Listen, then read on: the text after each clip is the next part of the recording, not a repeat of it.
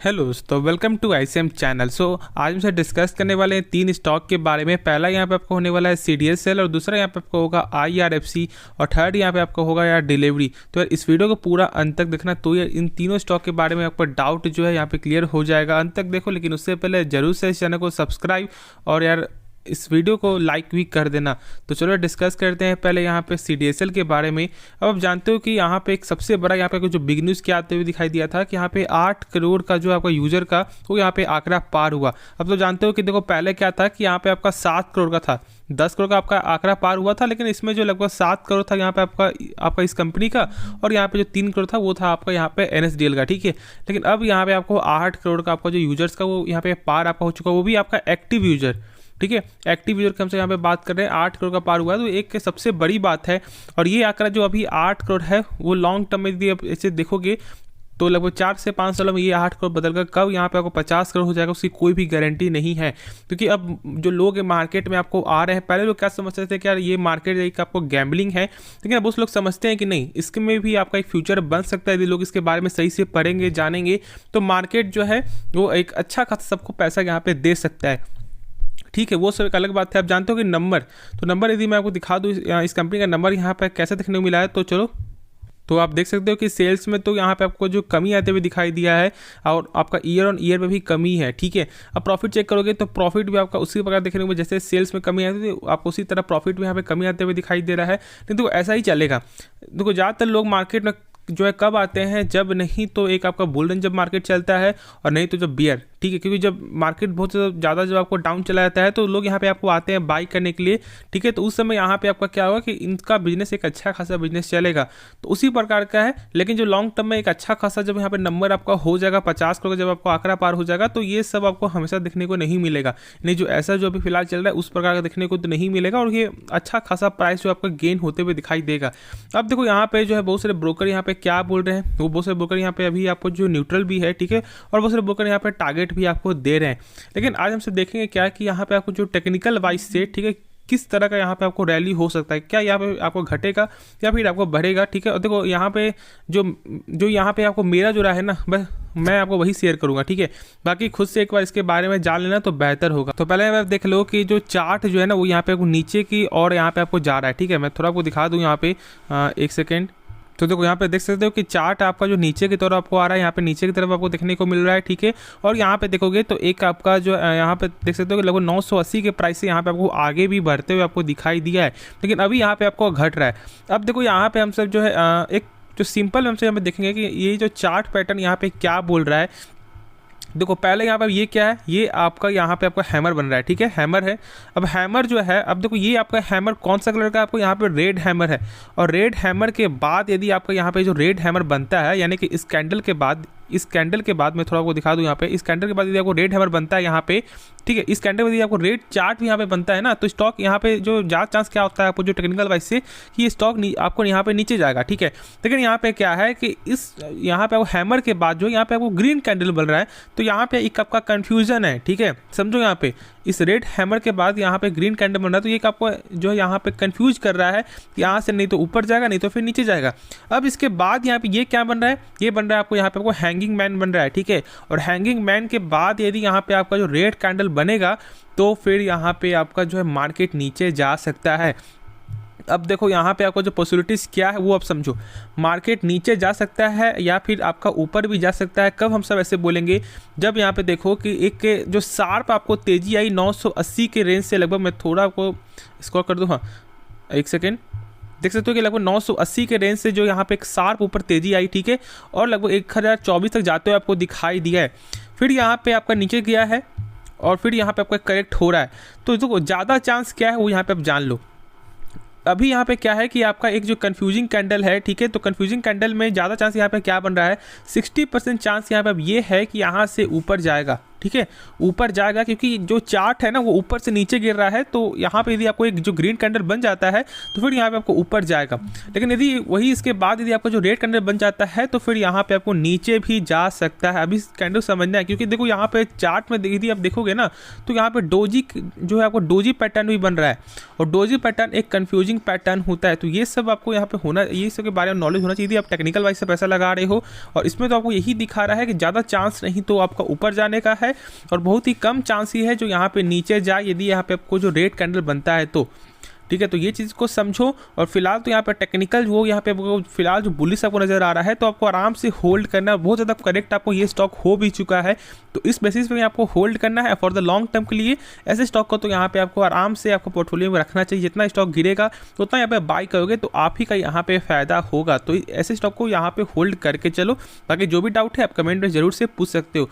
तो चलो next stock के बारे में डिस्कस करते हैं। तो बात करते हैं हमसे यहाँ पे आपको IRFC के बारे में। अब देखो ये आप जानते हो कि इसका आपका कल के दिन जो यहाँ पे नंबर आपको आने वाला है, ठीक है नहीं, क्योंकि आपको Q3 का नंबर आपको आने वाला है। और बहुत से लोग यहाँ पे अभी भी आपका जो यहाँ पे सोचते हैं कि क्या ये स्टॉक एक अच्छा स्टॉक है। अब देखो समझो, फाइनेंस सेक्टर का एक पहला ये स्टॉक है जिसका NPA जो है ना यहाँ पे आपको 0 देखने को मिलता है। अब ये NPA क्या होता है? NPA यानी कि आपको बैड लोन हुआ, जैसे कि मान लो बैंक आपको लोन देती है और आपने एक भी किस्त जो है पे नहीं किया है 3 महीने तक, तो फिर बैंक को क्या लगेगा कि उनका पैसा मिलना बहुत ही कम चांस है। ठीक है, अब RBI के अनुसार किसी भी बैंकिंग कंपनी या किसी फाइनेंशियल कंपनी का जो NPA है वो यहाँ पे 3% से ज़्यादा आपको नहीं होना चाहिए। ठीक है, अब यदि 3% से ज़्यादा होता है तो स्टॉक में आपको प्रेशर देखने को मिलेगा। जैसे आप देख लो यस बैंक आपको हो गया, RBL बैंक हो गया, प्लस आपका जो बंधन बैंक हो गया, ये सब स्टॉक का मेन जो गिरने का कारण आपका क्या था, यहाँ पे लगातार आपका NPA का इंक्रीजमेंट होना। अब इस कंपनी का NPA 0% है, तो आप खुद यहाँ पे आपको समझ में आ रहा है कि फाइनेंस की पहली सी कंपनी जिसका NPA यहाँ पे 0 देखने को मिलता है, तो एक सबसे अच्छी बात हो गई। अब यहाँ पे ये समझो कि फाइनेंस में जो यहाँ पे सरकार हमेशा यहाँ पे आपको बजट दे रही है आपको रेलवे पे, और इसको सारा पैसा आपको जो इन्हीं को मिलता है। ठीक है, अब जो आपको यही कंपनी फाइनेंस करती है कि यहाँ पे आपको IRCTC को क्या देना है, ठीक है, और कोई कंपनी को यहाँ पे क्या देना है, यहाँ पे क्या बनवाना है, क्या नहीं बनवाना है। आप जानते हो कि पैकेज भी लगभग शायद जो मुझे यहाँ पे याद है, ठीक है, जहाँ तक तो लगभग 24 करोड़ का यहाँ पे फंडिंग भी था आपको।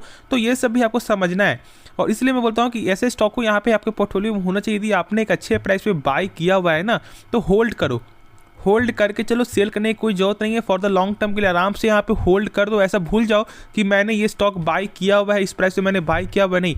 अब यदि बात जब आपको आता है कि क्या यहाँ पे आपको अभी बाय करना चाहिए, देख लो विजन यदि आपका यहाँ पे क्लियर है थोड़ा फ्यूचर के लिए 2 साल 3 साल 4 साल के लिए, तो यहाँ पे बाई कर सकते हो। लेकिन ये शॉर्ट टर्म के लिए है तो कल भर यहाँ पे वेट करो। ठीक है, कल यहाँ पे देखो कि नंबर कैसा आता है, उसके बाद जो है आराम से यहाँ पे बाई करना, शॉर्ट टर्म में पैसा बनाओ, क्योंकि मेन तो पर्पस आपका शॉर्ट टर्म के लिए। यदि आपको यहाँ पे लॉन्ग टर्म का विजन नहीं है 1 साल 2 साल 3 साल के लिए, तो आपका विजन क्या है कि आज हम सब बाई करते हैं, कल यहाँ पे पैसा बन जाए। ठीक है, देखो जो भी आपका यहाँ पे, तो उसके बाद वो हमसे बाई करके नहीं, जो सेल करके हमसे यहाँ पे निकल जाएंगे। फिर यदि हमसे देखेंगे प्राइस का उस तरह का आएगा तो बाई करेंगे।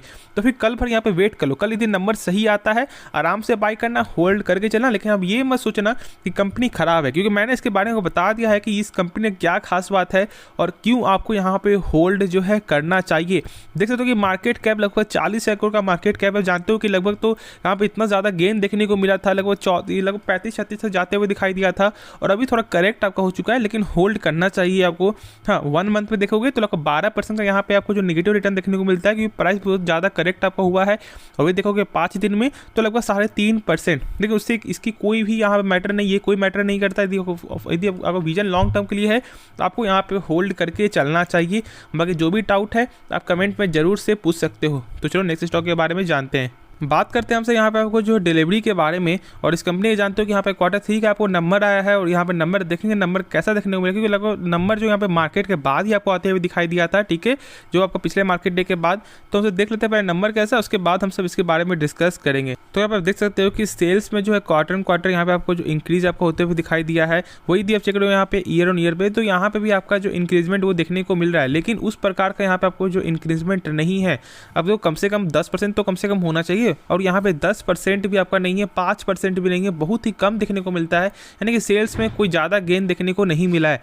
बात करें हमसे यहाँ पे प्रॉफिट में, तो देखो प्रॉफिट में यहाँ पे आपका जो क्वार्टर क्वार्टर में लॉस में वो कमी आते हुए आपको दिखाई दिया है। अब ये एक अच्छी चीज़ है, क्योंकि सेल्स ज़्यादा होने के बाद भी 10-20 करोड़ ही सेल्स ज़्यादा है, लेकिन उसके बाद भी यदि जब प्रॉफिट में यहाँ पे एक अच्छा खासा जो लॉस है, एक अच्छा खासा यहाँ पे आपको जो रिकवर आपको होते हुए दिखाई दिया, तो ये एक अच्छी हमसे बोल सकते हैं एक अच्छा रिजल्ट यहाँ पे देखने को मिल रहा है। वही चेक करोगे यहाँ पे आपका ईयर ऑन ईयर के हिसाब से, तो फिर लॉस में गेन आते हुए दिखाई दे रहा है। देखो क्वार्टर क्वार्टर तो सही है, ठीक है, क्वार्टर सही देखने को मिला, लेकिन आपका ईयर ऑन ईयर यहाँ पे खराब है। जानते हो कि मार्केट ज़्यादातर आपको इम्पैक्ट कब लेता है, जब यहाँ पे आपको ईयर ऑन ईयर को नंबर चेक करता है, ठीक है। यदि आपका ईयर ऑन ईयर पे यदि नंबर खराब है, तो फिर तो यहाँ पे आपको स्टॉक जो गिरावट आपका हो सकता है।